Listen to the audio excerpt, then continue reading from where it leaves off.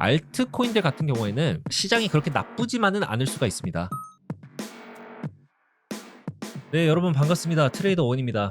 자, 어제 제가 말씀드렸을 때 이 90K 구간을 뚫지 못하고 저항받을 가능성이 좀 크다, 이렇게 좀 말씀을 드렸었는데, 결국에는 뚫지 못하고 기존에 이 88K에서 이 84K 이 구간대까지 다시 내려왔습니다. 12월이 거의 끝나가고 크리스마스도 며칠 안 남았기 때문에 산타 랠리를 기대하시는 분들이 분명 계실 수 있어요. 하지만 시장은 좀 냉정하게 봐야 합니다. 기술적 반등을 주는 시기랑 맞물려서 글이 보여질 수도 있겠지만, 제가 어제 말씀드렸었던 것처럼 이번 주에 시장을 크게 흔들 수 있을 만한 옵션 만기가 있습니다. 옵션이 만기가 된다고 해서 무조건 시장이 빠지는 건 또 아닙니다. 만기가 되고 그 자금을 그대로 옵션 시장에 다시 넣게 되면은 다시 오를 수는 있겠죠. 하지만 그렇지 않을 경우도 우리는 생각을 해봐야 합니다. 자, 우선은 일본 금리가 올랐습니다. 그렇죠? 일본에서 돈을 빌리고 이 시장에 들어간 돈들이 만약에 있다라고 하면 그걸 이제 빼서 일본으로 이 자금을 다시 옮길 가능성이 있습니다. 일본이라는 나라가 약 30년 동안 거의 금리가 없었어요. 그래서 돈을 싸게 빌릴 수가 있었고, 그 빌린 돈을 투자를 해서 수익을 챙기는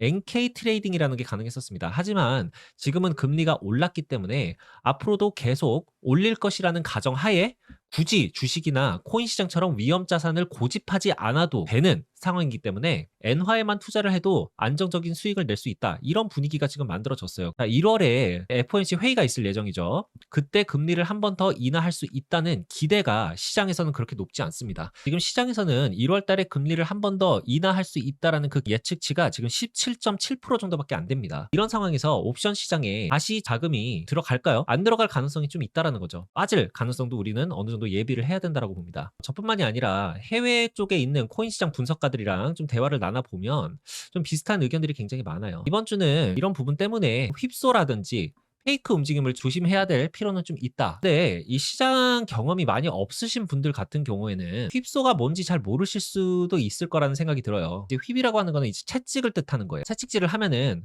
이제 휙휙 소리가 나잖아요. 그쵸? 이쪽으로 채찍질을 휙 치고 이쪽으로 채찍질을 휙 칠 수도 있다란 말이에요.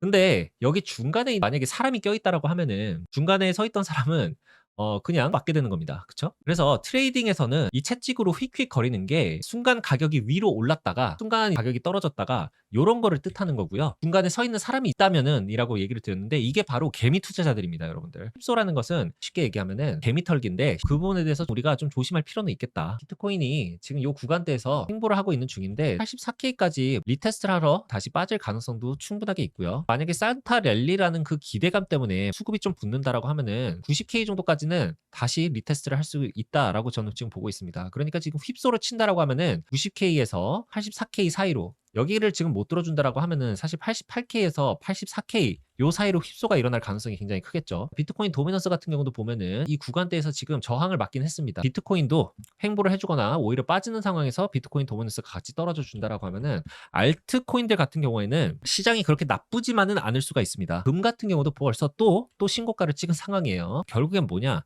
안전 자산 쪽으로 지금 아직까지는 돈이 많이 쏠리고 있다는 소리입니다. 달러는 지금 조금씩 떨어지고 있고요. 지금 미국 10년치 국채 같은 경우에도 살짝 빠지는 모습이긴 한데, 저항대를 만약에 뚫어준다라고 하면은 미국의 10년치 국채율 같은 경우도 더 오를 가능성이 좀 있습니다. 이렇게 되면은 코인 시장에는 그렇게 좋지 않아요. 코인 시장에 전반적으로 지금 RSI 지수 같은 경우는 어제 딱 50점 정도 됐었죠. 50점 정도에서 지금 살짝 또 다시 떨어진 상황입니다. 롱이랑 숏, 그 매물대를 기준으로 보면은 숏 매물대들이 전반적으로 지금 굉장히 많이 늘어나고 있는 상황이에요. 지금처럼 휩소 같은 게 이루어지면서 위든 아래든 흔들면서 이 매물대들을 다 휩쓸어 버린다라고 한다면은 단기적으로는 살짝씩 오르면서 이 지금 매물대들을 다 정리를 할 수도 있을 거예요. 만약에 그렇게 된다라고 하면은 90K 라인 여기보다 살짝 위로 올라왔다가 또 윗꼬리 달고 다시 빠질 가능성도 있습니다. 금요일 날 있을 옵션 만기가 옵션 만기 중에서도 연말 옵션 만기이기 때문에 이게 굉장히 의미가 큰 거예요. 연말 같은 경우에는 크리스마스 때 끼고 새해도 끼잖아요, 여러분들. 그렇기 때문에 전반적으로 거래량이 좀 많이 떨어지는 시기인 것도 맞습니다. 근데 거래량이 그렇게 좀 많지 않은 상황에서 비트코인 1%, 시총의 1%가 흔들릴 수 있을 만한 만기가 있을 수 있다라고 하면은 시장에 크게 흔들흔들 거릴 수밖에 없어요.